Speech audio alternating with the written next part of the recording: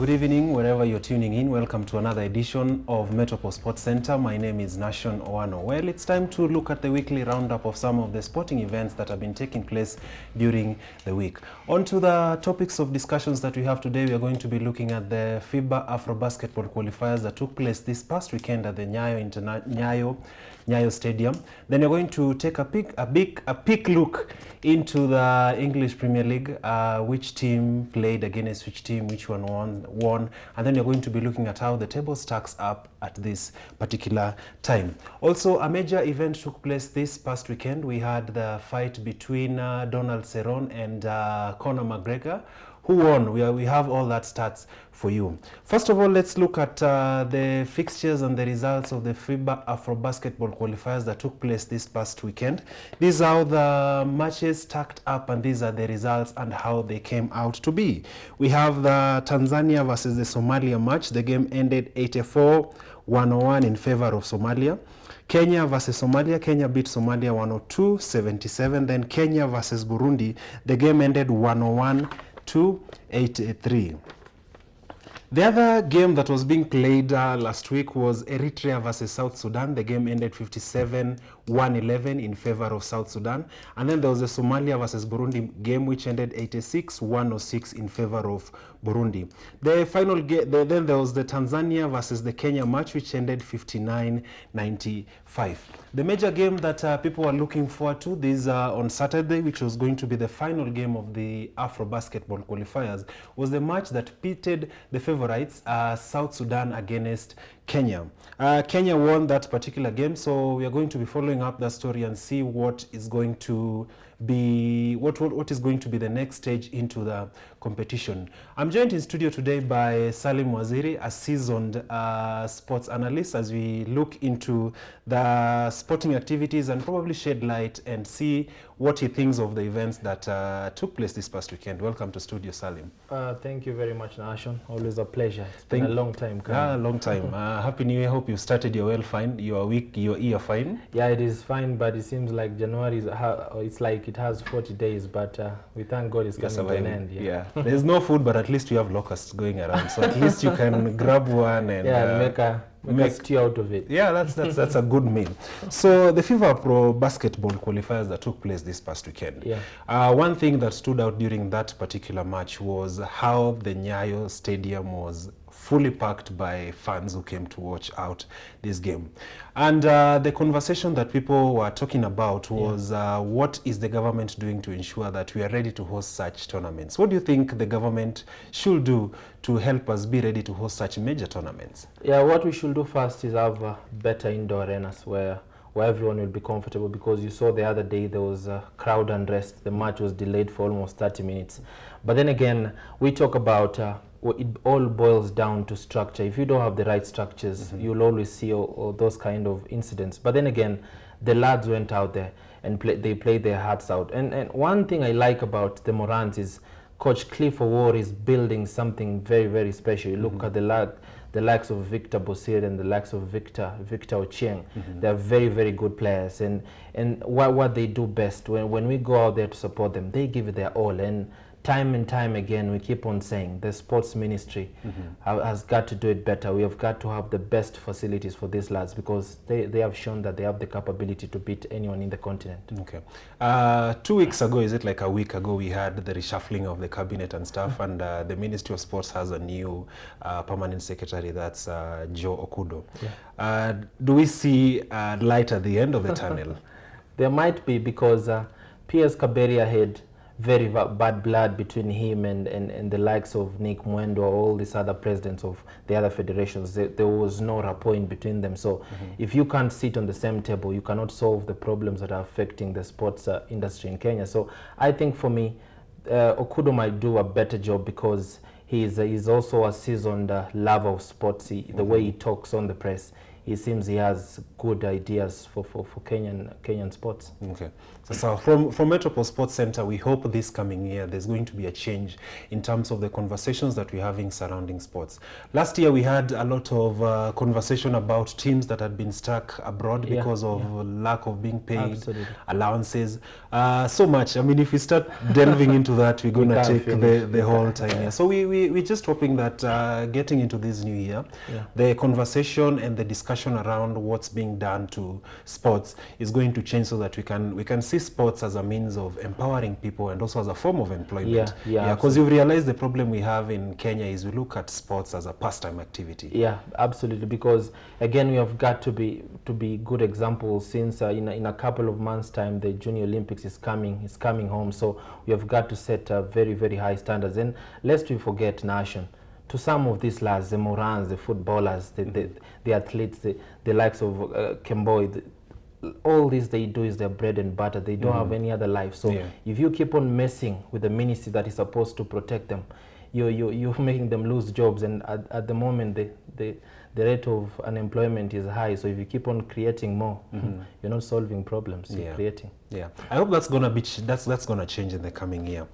Jumping into the English Premier League, let's talk about. Are you happy with how your team is stacking up on the standings at the moment? Yeah, we are creeping up. Okay. And we hope against hope that Wolves might just do us a favor tonight. Okay. You still have hopes of winning the league? Not really, because Liverpool don't look like they'll blow out of steam anytime soon, but we just pray they don't win the league by a 15 or 20 point gap. That will be embarrassing. Yeah, it will be embarrassing. Considering that you're the defending champions. Yeah. In case you're wondering which team Salim is supporting, Salim is an added fan of Manchester City. So just to put all this conversation into perspective, this is how the fixture results stand at this particular time. These are the games that were played this past weekend. There was Leicester versus West Ham. The game ended 4-1. Then there was Spurs versus Norwich. The game ended 2-1 in favor of Tottenham Hotspurs. Chelsea versus Arsenal, which was a very tantalizing match. As an Arsenal fan, I expected that game we are going to win that game. But it ended 2-2. Then Everton versus Newcastle, 2-2. Manchester United versus Burnley, which was a game that was played yesterday, ended 2-0. Then Bournemouth versus Brighton, 3-1 in favor of Bournemouth. And then Aston Villa versus Watford, and that's ended 2-1. And then Manchester United versus Liverpool, the game ended 2-0. Manchester United woes. Do you think they are going to change anytime soon? Not really. And they say time and time again, Nation, it's not the despair, it's the hope that kills you. The Man U fans have this hope that they might just creep up the table and go toe-to-toe with the best, the likes of Liverpool and City, but it won't happen, because we have seen they go play well against a big side, let's say at Tottenham, and then they go and bottle it all up against the Norwich and the Burnleys of this world. So I think for me, the hierarchy at Man U is a problem, because they don't want to bring players in. And you've seen the likes of Pogba. Pogba wants the right support cast around him. So time and time again, most people are saying he's faking the injury because he doesn't think have the team. Yeah, the team that is there is up to his caliber. So something has got to be done. Ole has got to go, or Ed Woodward has got to go. Okay. So there was this whole conversation this past week, the transfer market. Is there any particular players that you have in mind that you think Manchester United should add to their squad to bolster the strength of their team at the moment? Yeah, because Edison Cavani has been on top of that talk. And I think for me, he's a perfect fit, because the lad, once you have a number 9 who can score goals, you're in the thick of the conversation of maybe winning the Premier League in the coming seasons. But that's one thing they lack most at the moment, because Rashford is out, I think 6 weeks. If you don't have someone who can score goals, because I think for me, Anthony Martial picks games where he wants to come to the party. You don't do that. Yeah. So especially if you're a forward, there needs to be like a pattern. Absolutely. Yeah. So I think for me, they have got to go in for a proper number 9 and a proper holding midfielder. And then again, Harry Maguire was a waste of £80 million. So there's all the conversation about how Van Dijk was able to get past him in their game against Liverpool. It's just too easy. And for me, if all that money, all that cash has been splashed on you, you've got to be the best example. You set yourself up there. you go and score a couple of goals when the corner kicks are being taken. And for me, he has not done that so far. So he has not shown why they spent all that cash on him. So Manchester United have a lot of problems, but most of their fans, they're too proud. They never want to see that. Yeah. So let's talk about Arsenal, my team. So do you think the woes or the condition of Arsenal is bound to change anytime soon? Yeah, and I think for me in this kind of state, because Arteta is the right fit. The way Arsenal play, they are becoming lovely to watch again, and it's just that confidence has come back. You look at Xhaka, the likes of Hector Bellerin. I think against Chelsea, they were top class. Yeah, that was so a good game. Bearing in mind they went a man down as early as the 24th minute, and I think for me, if he's given the right players in the summer, and he brings in the players he wants, Arsenal will be a force to reckon with in the coming season. Okay. Every transfer session that you usually have, whether that be it in the January transfer or any transfer period that you have, the conversation that people usually have is about how Arsenal are not willing to spend players. We have Mikel Arteta right now at the helm of the leadership. Do you think they are willing to go that extra mile and fork out that money to get the players that they need? Yeah, absolutely. Because we saw when they moved from Highbury to Emirates, they became cash strapped. They didn't have any extra cash to spend. But now it's almost 3-4 seasons later. They have settled in at the Emirates. They have the money, return on investment has come back. So I think they've got to go out there and sign players now, because we used to say the Invincibles of 2003, 2004, it was a star-studded side.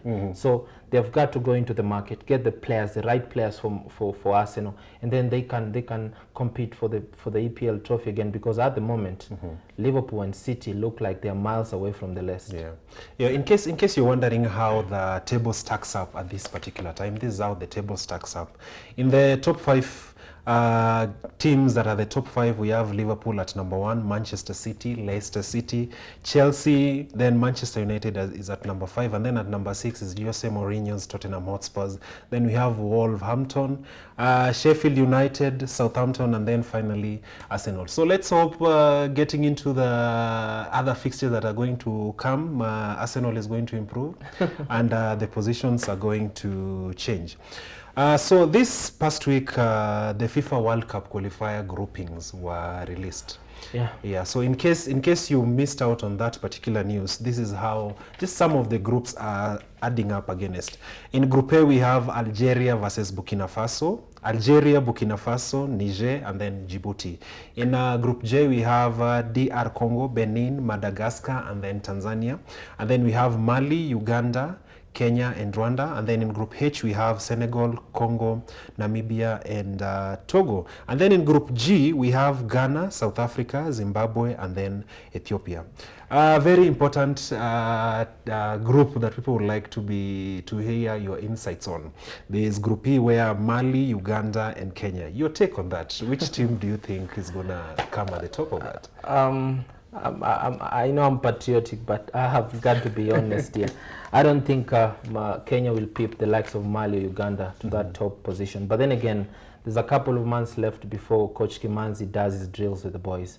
Because the way he plays, you saw what we did to Uganda, the Kasarani, in that friendly match. We completely ripped them apart. So I think for me, if given time, Kimanzi, I've said time and time again, is the right fit, is the right coach for Harambee Stars.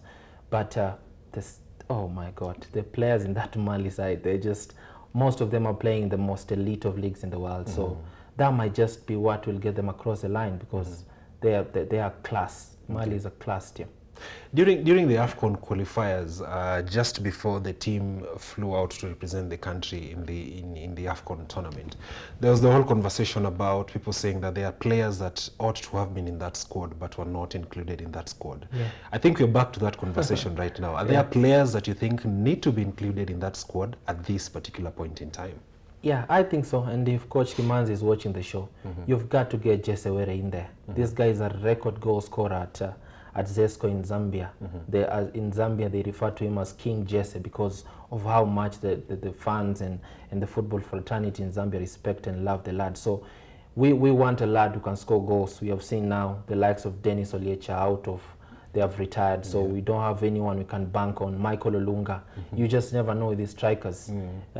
He might have the best season of his life one season, the next he's nowhere to be seen. So the likes of Jesse Were, people who can score goals, get them in there. The likes of Teddy Akumu, he just signed for Kaizer Chiefs a couple of days ago.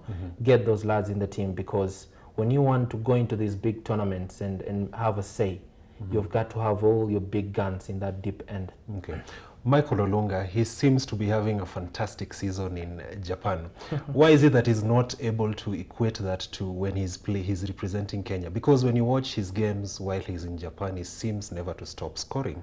What could be the problem? Is it the squad or the lack of support thereof? Yeah, and I think it's the kind of system he plays with in Japan. There's a lot of support in and around him. When you watch the Harambee Stars game, he's much more isolated. He plays as a lone striker, and sometimes you can get bored with the match, because by the time that ball gets to you, you've blown out of steam. You can't do anything with it. So I think for me, Coach Kimanzi has got to push someone, the likes of Johan Omolo, much closer to Michael Olunga, because if you pick the right pass, the lad will score. Okay. Another important table that we have to look at, because they are our neighbors, we have Group J, DR Congo, Benin, Madagascar, and Tanzania. What's your take on that?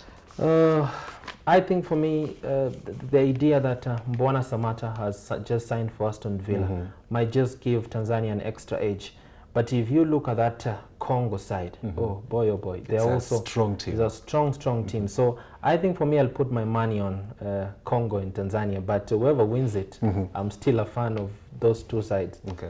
In Group G, Ghana looks to be the favorites. That's Ghana, South Africa, Zimbabwe, and Ethiopia. South Africa had a good game during the AFCON tournament. What's your take on that particular group? I think for me, it's a group that will boil down to who will take their chances, because you look at South Africa, you look at Ghana, very good sides. The beauty with South Africa, they have almost the entire first 11, they're homegrown players, so they play together weekend in, weekend out. It's much more easier to fit into the national team.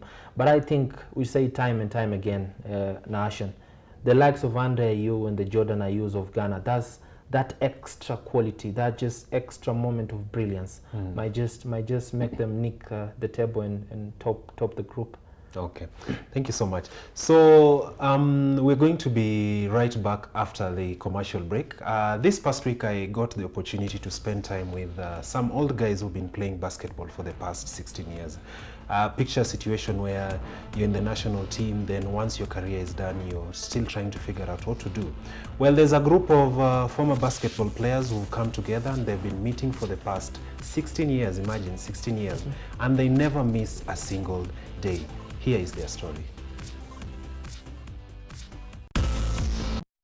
Most times when we think of sports, we picture young people running around with balls and pacing up and down the basketball and football pitch. But this is not a perfect representation of Wageuzi Basketball Club. Formed 16 years ago by former basketball players, they've withered the test of time to be an established veteran sports team. Wageuzi started about in 2008. Immediately after the elections, we got together about 7 guys and decided, you know what, we need to be doing something on a regular basis. So we decided, let's play basketball every morning. So that's how it started at the South Sea, the MOW. So now we started meeting, then the group started increasing. Initially, we would only play half court. But now, fast forward over time, you can see now how many we are. We are a group, in a group we are about 80. Now the group is formally registered. And the team basically consists of a spectrum of players. Right from people who have played for the national team, then active players, young players, old players, and from different diverse backgrounds. Given the spectrum of working team members, they've had to split their working life with the passion they have for the game. I've been part of this game for the past 15 years, or Wageuzi basketball, since onset. I used to play basketball 15 years ago with the help of George Agola, Ronnie Owino, Ben Watch, one of the best basketball shooters in the country. I was one of the best basketball shooters in the country then when I used to play. Besides being a pastime activity, members of the team have eventually evolved it into a therapy and mentorship session for budding basketball players. As a result, some of the young players in the team have ended up getting scholarship opportunities from the club. For us, what we emphasize on is one, the ethos of the team. And the ethos of the team are very simple. One, morality, emphasis on family, emphasis on career, and emphasis on personal growth. But most importantly, emphasis of growth as a man.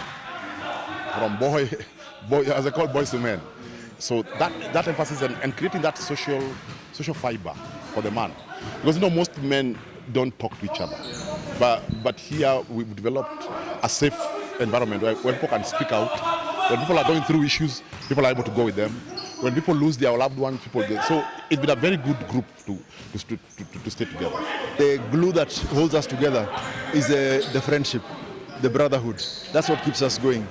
Then we also realize the opportunities for mentorship, older mentoring younger, the younger educating us, the older guys, and that's what keeps us together as Wageuzi. So we just come, have fun once a week, sometimes twice, but we check on each other throughout the week. Guys that you can reach out to, older than you, so they kind of are mentors to you. You have guys that you are the same level also, as fathers, as husbands, as business people, as church people. So you are able to relate with them on a friendly basis, because sometimes when we meet other guys, we are dealing with them from a professional basis. And you need friends, guys you can exhale, guys you can just play around, mess around with a bit, and then go back to normal life. A lot of players, young players, they've been watching the NBA and they just get into the court. They don't start off with basics. They don't learn from people who have experience. So I'm just happy that I found these older people who are really experienced and they could help me to advance more on my basketball. So far, the club is open to basketball enthusiasts who are looking for an avenue to learn, network, and deal with the issues of life. We have an open door policy, as in you can come and play ball. We don't have restrictions. But to join the group formally, you need to be a consistent member. And we need to see that by your attendance. And also just by the way you socialize with people, by the way you relate to the rest of us, what sort of character you are. So it's not automatic per se, but we welcome each and everyone who would want to be part of a group that's working together and basically living together, living life together. I love what I'm doing. This is my sport. I wake up at 6 o'clock or 5:30 in the morning. I'm here by 6:15. Just come and burn some sweat. The cardio is helping me every day. I'd rather do this before I go to any other thing. 6 o'clock in the morning, yes. Basketball is life. That's what I can tell you. Then life comes.